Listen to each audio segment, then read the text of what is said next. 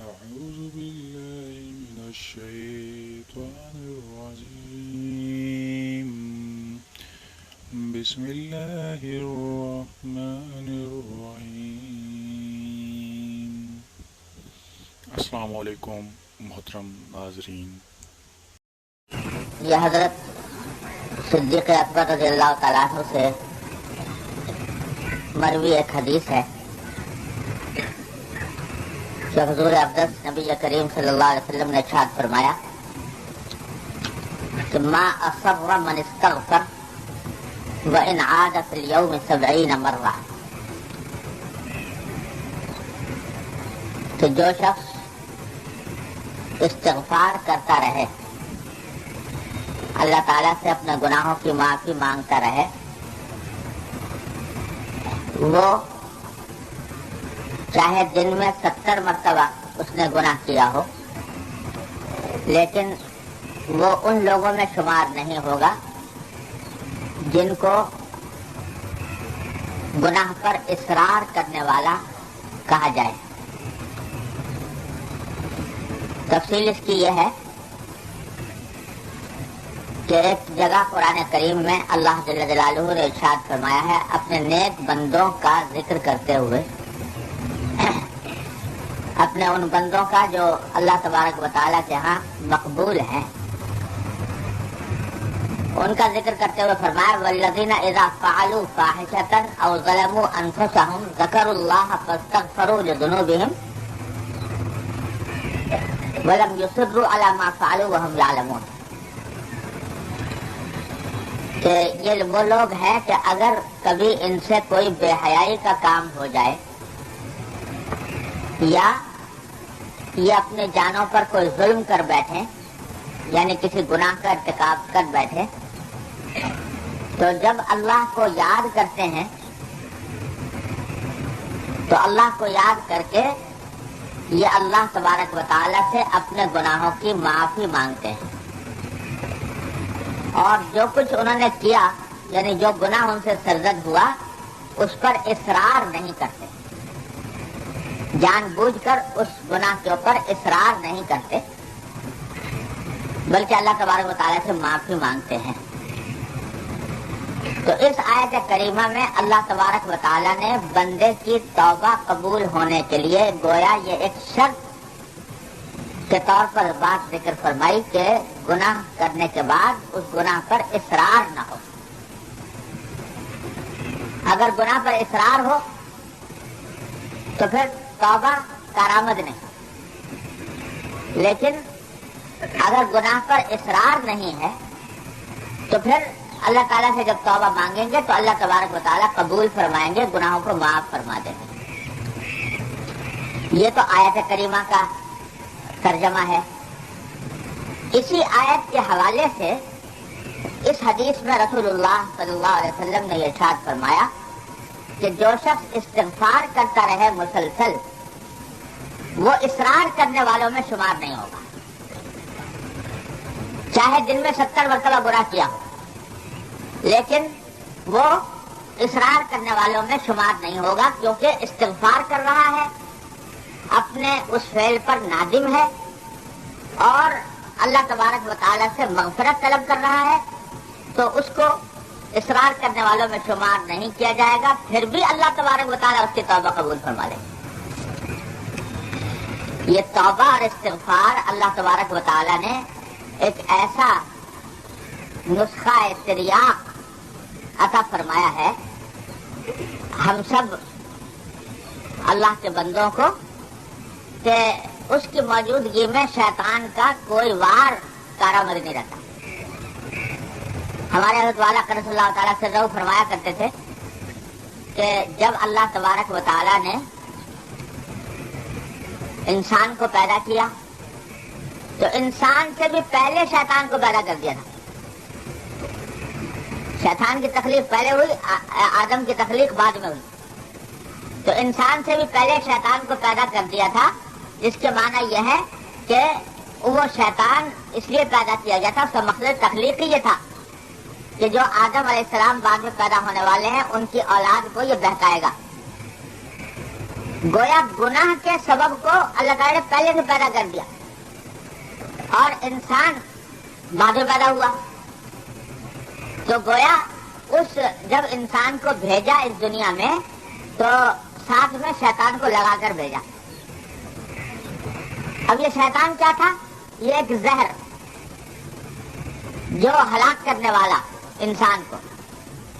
تو اللہ جل جلالہ کی حکمت سے یہ بات بعید تھی، حکمت سے بھی اور رحمت سے بھی یہ بات بعید تھی کہ اللہ تعالیٰ زہر پیدا فرمائے اور اس کا تریاق پیدا نہ کرے، اس کا توڑ پیدا نہ فرمائے.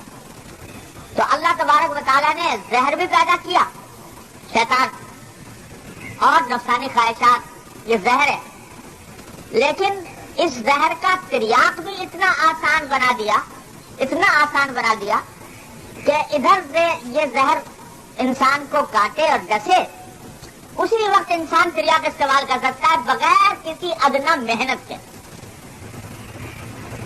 گناہ ہوا اور گناہ کے فوراً بعد طبیعت میں ندامت ہوئی اور ندامت کے بعد اس نے کہہ دیا استغفر اللہ ربی من کل ذنب واتوب الیہ. بڑے سے بڑے گناہ کا تریاق ہو گیا، زہر کا تریاق ہو گیا. کوئی چیز اللہ تبارک تعالیٰ نے مضر ایسی پیدا نہیں کی، زہر ایسا پیدا نہیں کیا جس کا تریاق نہ بنایا ہو، اور تریاق بھی آسان. میں ایک مرتبہ ایک سفر میں تھا جنوبی افریقہ کے. تو جنوبی افریقہ کا مشہور شہر ہے کیپ ٹاؤن. تو وہاں سے کیپ ٹاؤن کے شہر سے باہر نکل کر ایک مرتبہ ہم جا رہے تھے ساحل سمندر کی طرف، اور وہاں پہاڑی علاقہ ہے. تو ایک پہاڑ کے اوپر سڑک پر جا رہے تھے. جاتے جاتے دیکھا کہ بڑا اچھا منظر ہے، بڑا خوبصورت، اور کچھ شاید نماز بھی پڑھنی تھی. تو ہم نے گاڑی کہاں کے روکیں اور تھوڑا سا اس منظر سے لطف اندوز ہوں، کچھ نماز بھی پڑھے. گاڑی روکی تو دیکھا تو سڑک کے کنارے ایک انتہائی خوبصورت پودا، انتہائی خوبصورت پودا لگا ہوا ہے. اس کے اوپر بڑی خوبصورت پتیاں آ رہی ہیں. تو اتنا خوبصورت معلوم ہوا کہ حالانکہ مجھے کچھ زیادہ ذوق بھی نہیں ہے پھول پھلواری کا، لیکن اتنا خوبصورت معلوم ہوا کہ بے ساختہ طبیعت چاہیے کہ اس پتے کو جا کر توڑ لوں اور اس کو اپنے ساتھ رکھے. جب میں اس کی طرف بڑھا اس پتے کو توڑنے کے لیے تو ہمارے جو ساتھی تھے وہیں کے رہنے والے وہ چیخے، کہا کہ حضرت آپ اس کو مت چھوئیے. میں نے کیوں بھائی؟ تو کہنے لگے کہ یہ بڑا خطرناک پودا ہے. کیسے خطرناک ہے؟ کہ اگر آپ اس کو چھوئیں گے تو جو آدمی بھی اس کو چھو لیتا ہے تو اس کا اثر ایسا ہوتا ہے جیسے بچھو کے کاٹنے کا. اس کو چھونے سے ہاتھ کے اندر زہر دوڑ جاتا ہے اور زہر دوڑنے سے سارے جسم میں یہ کیسے ہو جیسے کسی بچھو نے کاٹ لیا. تو اس واسطے آپ اس کو قریب میں مت جائیں. بڑا حیران پریشان، اتنا خوبصورت پودا اور اتنا خطرناک کہ آدمی ہاتھ لگائے اور ہاتھ لگاتے ہی اس کے جسم میں زہر دوڑ جائے. تو میں نے ان سے کہا کہ بھائی یہ تو بڑا خطرناک ہے، مجھے تو آپ نے بتا دیا کوئی اجنبی آدمی بیچارہ گزر رہا ہو یہاں سے اور وہ ہاتھ لگاتے چھو لے تو اس کے اوپر تو زہر کا اثر ہو جائے، وہ تو بیچارہ پریشان ہو جائے. تو اس پر انہوں نے کہا کہ ہاں ہے تو بڑا خطرناک، مگر اللہ تعالیٰ کی قدرت ایسی ہے کہ جہاں یہ پودا ہوتا ہے اسی کی جڑ میں ایک اور پودا بھی ہوتا ہے اور وہ پودا اس زہر کا تریاق. جہاں یہ پودا پایا جائے گا اس کے ساتھ ہی اللہ میں نے ایک دوسرا پودا پیدا کر دیا ہے. اگر کسی نے اس کو چھوا اور اس کے اوپر زہر کا اثر ہو گیا تو فوراً اس کا علاج یہ ہے کہ نیچے جو پودا اگ رہا ہے اس کو ہاتھ لگا لے تو وہ سارا زہر کا اثر ختم ہو جاتا ہے. میں نے کہا دیکھو اللہ تبارک اللہ احسن الخالقین. لوگ کہتے ہیں کہ صاحب یہ خود بخود پیدا ہو گیا، یہ کائنات، یہ عالم، یہ پھول جو ہے، یہ پھل اور یہ سب خود پیدا ہو گئے. تو میں نے کہا یہ بہترین اللہ تعالیٰ نے مثال دے رکھی ہے گناہوں کی اور توبہ کی، گناہوں کی اور استغفار کی. کہ یہ گناہ جو ہیں دیکھنے میں بڑے خوش खुश मंजर, बड़ा दिलावेज, इंसान का दिल उनकी तरफ माइल होता है, इंसान का दिल उसकी तरफ लपकता है। लेकिन खासियत उनकी ऐसी जहरीली कि अगर उनको आदमी इस तरह कर ले, वो गुनाह का इर्तिकाब कर ले, तो उसके नतीजे में इंसान जो है उसके ऊपर जहर चढ़ जाता है और ऐसा जहर चढ़ता है कि अल्लाह ताला से महफूज रखे।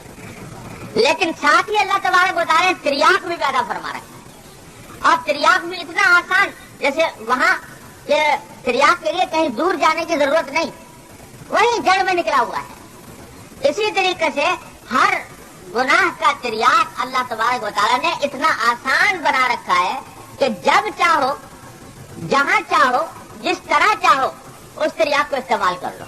अस्तगफिरुल्लाह रब्बी मिन कुल्ली ज़ंबिन व अतूबु इलैह, अल्लाह दिल से कह दो, नदामत के साथ, पशेमानी के साथ कि अल्लाह ये गलती हो गई, ये मुझसे गुनाह सरजद हो गया, और आइंदा के लिए अपनी तरफ से अज़्म करता हूँ, इरादा करता हूँ, जब आइंदा ये गुनाह नहीं करूंगा। जब एक मरतबा ये दिल से कह दिया, अल्लाह ताला की तरफ रुजू हो गए, कितना ही बड़े से बड़ा पहाड़ गुनाह हो, अल्लाह ताला ने ढेर कर दिया। और ये दरवाजा खुला रखा है, अत्ताइबु मिन ज़ंबि कमन ला ज़ंब लह, कि जो एक मरतबा तौबा कर ले तो वो ऐसा हो गया जैसे कि गुनाह कभी किया ही नहीं। और दरवाजा खुला है, खुला है, कब तक खुला है? जब तक के सकरातुल मौत तारी ना हो जाए, नजर की कैफियत ना आ जाए, उस वक्त तक ये दरवाजा खुला हुआ है। तो भाई ये अल्लाह तबारक व तआला ने इस्तिग़फ़ार और तौबा ऐसी चीज बनाई है कि इससे बड़े गुनाहों के पहाड़ जो है वो मुनहदिम हो जाते हैं, आने वाहिद। तो हमारे हजरत फरमाते थे, अल्लाह ताला उनके दर्जात बुलंद फरमाया करते थे कि भाई ये जितने गुनाह है ना, ये भी आखिर किसने पैदा किए? पैदा करने वाले तो उसके अल्लाह जल्ल जलालुहू ही है। खालिक के खैर भी वो है, खालिक के शर भी वो है। तो सवाब के पैदा करने वाले भी वही, अजाब के पैदा करने वाले भी वही, नेकी के पैदा करने वाले भी वही, गुनाह के पैदा करने वाले भी वही। पैदा तो उन्होंने किए हैं। ये पैदा जो किए गए हैं, ये कोई बगैर मसलहत और हिकमत के नहीं किए गए। इंसान को भेजा ही दुनिया में उस वक्त जब ये बात तय हो गई कि इसमें गलती करने की सलाहियत है। अगर गलती करने की सलाहियत न होती तो इसको इंसान के तखलीक का मकसद ही बहुत था। हजरत आदम अलैहिस्सलाम को पैदा किया, फरिश्ते कह रहे हैं कि अल्लाह किसको आप पैदा कर रहे हैं? एक हम हैं कि सुबह से लेकर शाम तक तस्बीह में, तकदीस में, आपकी हमद व सना में लगे रहते हैं, और हम कभी गुनाह कर ही नहीं सकते, मासियत कर ही नहीं सकते, नाफरमानी का तसव्वुर ही नहीं।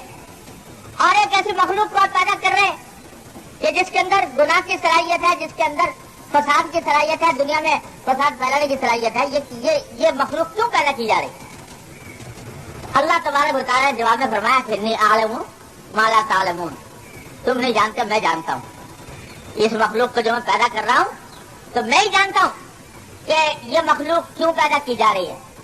ये इसलिए पैदा की जा रही है कि तुम्हारे अंदर गुनाह की सलाहियत नहीं, तुम गुनाह से बचोगे तो तुम्हारा कोई कमाल नहीं। और ये मखलूक जो हम पैदा कर रहे हैं, इसके अंदर हमने गुनाह के सारे तकाजे वदियत किए हैं। इसमें गुस्सा भी है, इसमें शहवत भी है, इसमें ख्वाहिशात नफ्स भी है, इसको भूख भी लगती है, इसको प्यास भी लगती है, इसके सारे बशरी तकाजे पैदा होते हैं। और जिस वक्त ये मखलूक इन सारे गुनाह के तकाजों को पामाल करके हमारी अजमत को मद्देनजर रखते हुए, हमारे खौफ को मद्देनजर रखते हुए इन गुनाहों को छोड़ेगी, तो उस वक्त ये तुमसे भी आगे निकल जाएगी। इसलिए पैदा कर रहे हैं। तो आदम अलैहिस्सलाम को पैदा करने के बाद हमारे हज़रत फरमाते थे कि अल्लाह मैंने फौरन दुनिया में नहीं भेज दिया, बल्कि पहले जन्नत में रखा और सिर्फ एक हुक्म का पाबंद किया, और कोई हुक्म नहीं, न नमाज का, न रोजे का, न ज़कात का, न हज का, न तस्बीह का, न तकदीस का, न कुछ। एक हुक्म क्या?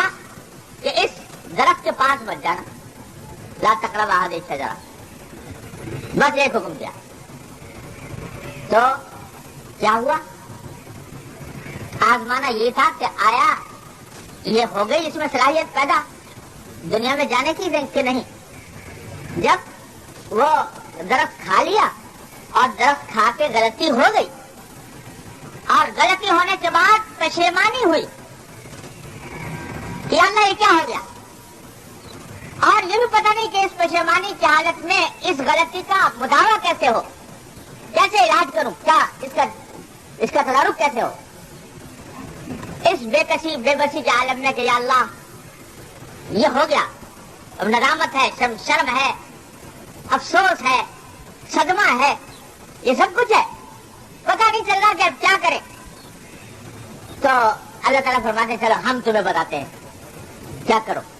فَتَلَقَّى آدَمُ مِن رَبِّهِ كَلِمَاتٍ، اللہ تعالیٰ نے آدم علیہ السلام کو کچھ کلمات سکھائے اس وقت۔ وہ کلمات کیا تھے؟ رَبَّنَا ظَلَمْنَا أَنفُسَنَا وَإِن لَّمْ تَغْفِرْ لَنَا وَتَرْحَمْنَا لَنَكُونَنَّ مِنَ الْخَاسِرِينَ، اے اللہ ہم نے اپنی جان پر ظلم کر لیا، اور اگر آپ معاف نہیں کریں گے، آپ رحم نہیں کریں گے تو ہم تو بڑا خسارے میں ہو جائیں۔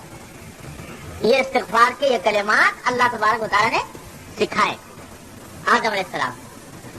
وہ کلمات جب کہے، استغفار کے کلمات، توبہ کے کلمات، اب ہمارے فرماتے ہیں، اللہ تعالیٰ فرماتے ہیں اب تم ہو گئے اور اس قابل کہ تمہیں دنیا میں بھیجا جائے۔ تو اب دنیا میں بھیجا گیا کہ تمہارے ساتھ شیطان بھی لگا دیا، تمہارے ساتھ نفسانی تقاضے بھی لگا دیے، گناہ کے دائیں بھی لگا دیے، اور ساتھ میں تریاق بھی بتا دیا، ربنا ظلمنا انفسنا وان لم تغفر لنا وترحمنا لنكونن من الخاسرین۔ اب کہتے ہیں مسلح ہو کے جاؤ، اب تمہیں پوری طرح مسلح کر دیا گیا ہے دنیا کے اندر پیش آنے والے حالات کا مقابلہ کرنے کے لیے، اور علاج تمہیں بتا دیا، زہر بھی بتا دیا اور زہر کا تریاق بھی بتا دیا۔ اب جاؤ اور جا کر اپنے آپ کو اس شیطان کے اس بہکاوے سے بچانے کی کوشش کرو، کرتے رہو، لیکن جہاں کہیں یہ ڈس جائے تمہیں تو بس اس کا تریاق یہ ہے کہ ربنا ظلمنا انفسنا وان لم تغفر لنا وترحمنا لنكونن من الخاسرین۔ اور جو ندامت بڑھتی جائے گی اور آدمی اللہ تعالیٰ کے